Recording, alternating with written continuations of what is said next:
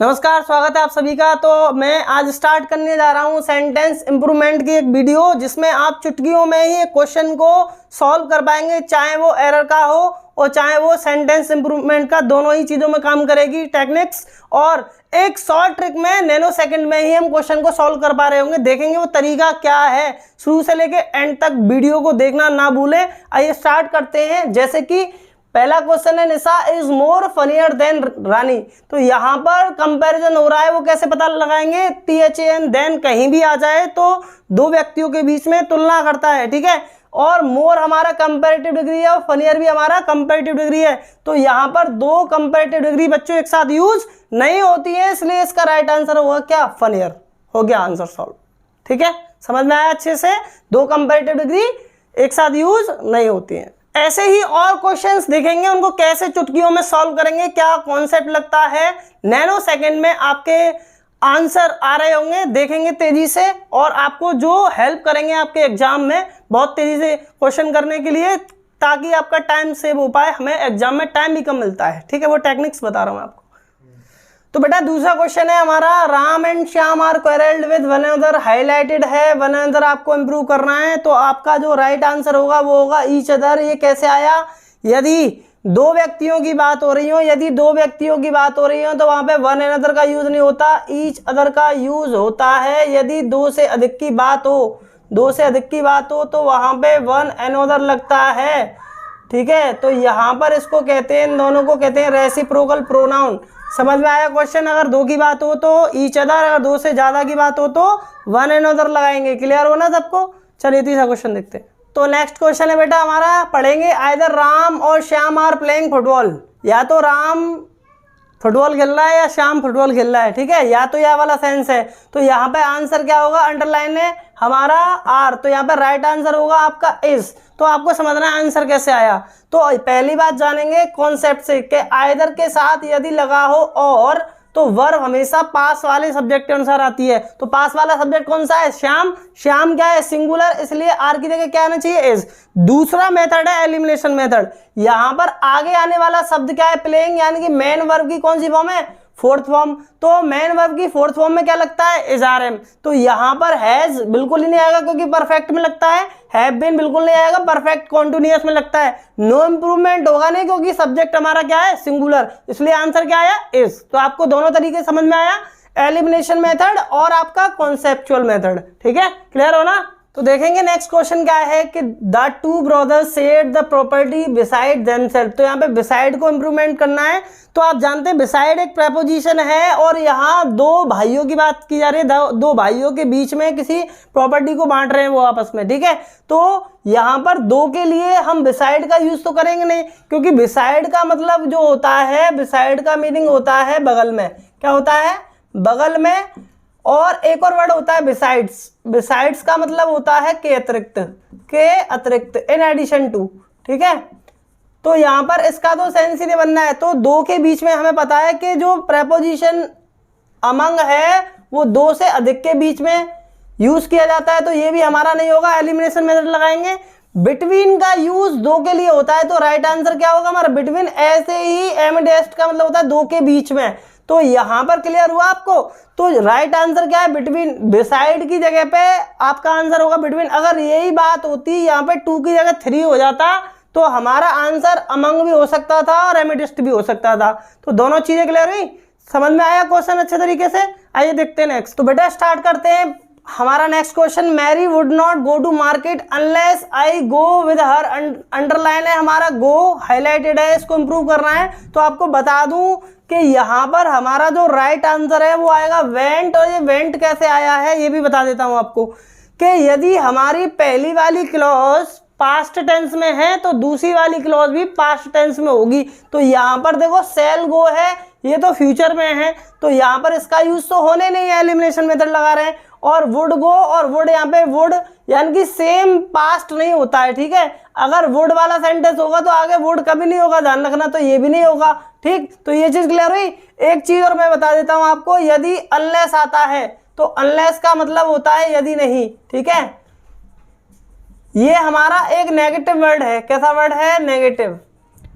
तो आपको ध्यान रखना है, इसके साथ भी इसके साथ वाली क्लॉज में कभी भी नॉट का यूज नहीं होना है, ठीक है।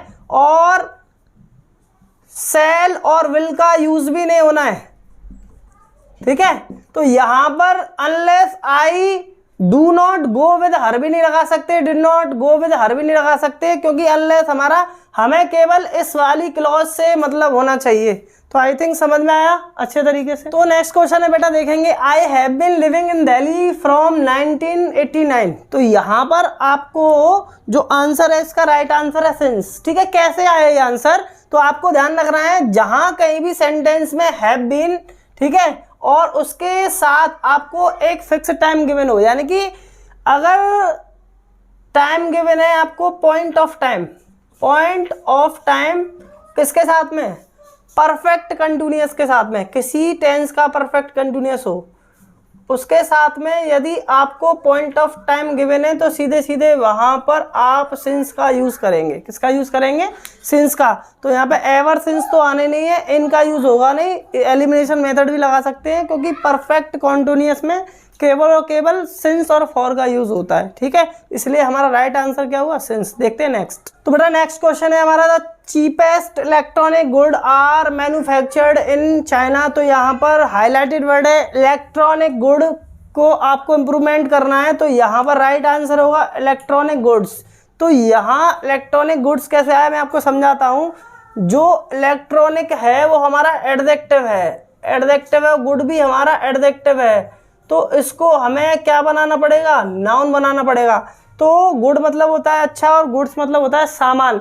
तो ऐसे नाउन होते हैं जिनमें एस लगने से मीनिंग चेंज हो जाता है, वहां से नाउन से ये क्वेश्चन आया है। जैसे मैं आपको बता देता हूं, जैसे आयरन का मतलब होता है लोहा और आयरन मींस होता है हथकड़ी, और अल्फाबेट मींस होता है वर्णमाला, और अल्फाबेट्स मींस होता है भाषाएं। कस्टम मतलब होता है रीति रिवाज, और कस्टम्स मतलब होता है टैक्स।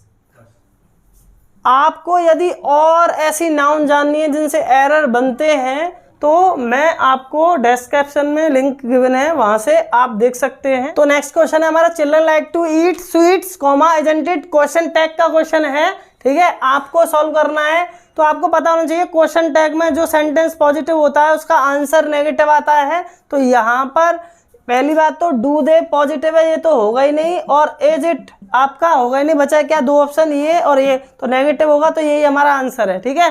पॉजिटिव है तो नेगेटिव में आंसर होगा, नेगेटिव है तो पॉजिटिव में आंसर होगा, पॉजिटिव क्वेश्चन टैग आएगा। क्लियर हुआ ना सभी को अच्छे से। तो यहाँ पर चिल्ड्रन था इसलिए इट का यूज नहीं करेंगे, इसलिए दे का यूज करेंगे, डोंट दे। क्लियर हुआ ना, क्योंकि प्रेजेंट इंडेफिनिट है तो प्रेजेंट इंडेफिनिट में पहचान लेना है डू और डज का यूज होता है। क्लियर हुआ सभी को अच्छे से, ठीक है। नेक्स्ट क्वेश्चन देखेंगे। तो नेक्स्ट क्वेश्चन है आपका, all the candidates will give a test on Friday. तो गिव हाईलाइटेड वर्ड है, आपको इंप्रूव करना है, सुधारना है। तो पहला ऑप्शन है हमारा अपीयर, दूसरा टेक, तीसरा एक्सेप्ट और चौथा है नो इम्प्रूवमेंट। तो इसका राइट आंसर होगा टेक। मैं आपको बता देता हूं, अगर एग्जाम देने की बात आती है तो वहां पर गिव का यूज नहीं होता, टेक का यूज होता है, ठीक है। समझ में आया। यदि आप एग्जाम में अपीयर हो रहे हैं तो वहाँ अपीयर वर्ड आता है, यदि उपस्थित हो रहे हैं दिख रहे हैं तो वहाँ अपीयर यूज होता है, लेकिन एग्जाम देने के लिए वो टेक वर्ड यूज होता है, ठीक है। समझ में आया, क्लियर हो ना अच्छे तरीके से। तो देखते हैं next question, them shoes are mine. Highlighted word आपका दैम है, प्रोनाउन का ऑब्जेक्टिव केस है। कभी भी प्रोनाउन का objective case as a subject use नहीं होता है। यहाँ पर शूज हमारा प्लूरल काउंटेबल नाउन है, पेयर नाउन है, तो यहाँ पर इसको एडजेक्टिव की जरूरत है, तो एडजेक्टिव का काम करते हैं तीनों।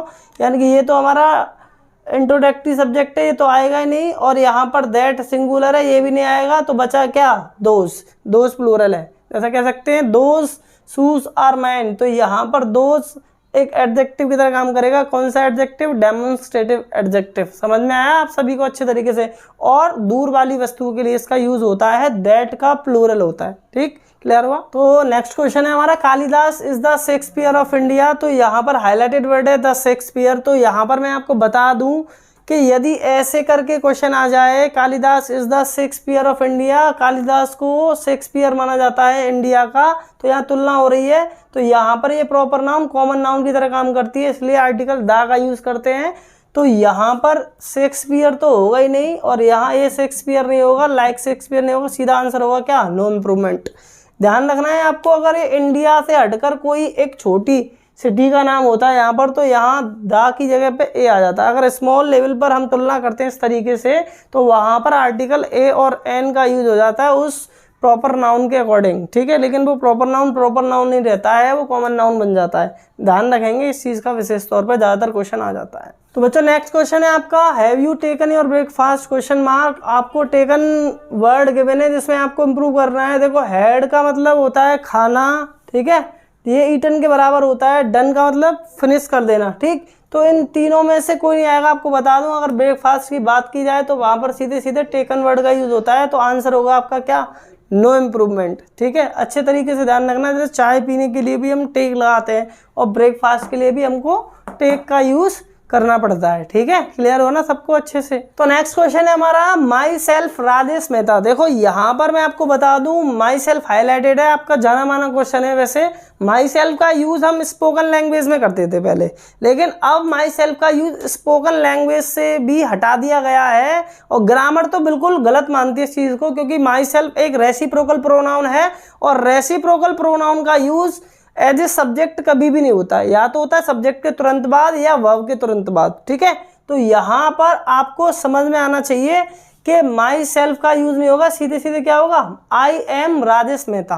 तो यहाँ पर अपने आप को इंट्रोड्यूस करने के लिए आई एम का यूज करेंगे, ना कि माई सेल्फ का। क्लियर हुआ सभी को। नेक्स्ट क्वेश्चन है बेटा हमारा, आई एम हैविंग 2 सिस्टर्स। तो यहाँ पर जो हाईलाइटेड वर्ड है वो एम हैविंग है, तो यहाँ पर एम हैविंग का यूज नहीं होगा, सीधे सीधे यहाँ पर यूज होगा हैव का। और हैव का यूज क्यों होगा बता देता हूँ आपको।